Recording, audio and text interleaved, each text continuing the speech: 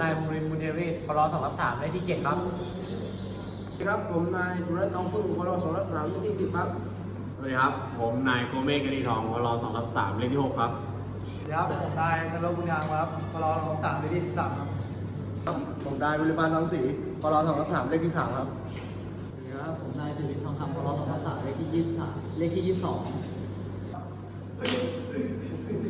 สวัสดีครับผมนายปีวิทย์อ่อนจันทร์ครับพล2/3ครับเลขที่15ครับสวัสดีครับสวัสดีครับผมนายภูริทัศน์ผู้เหลืองพล2/3เลขที่14ครับ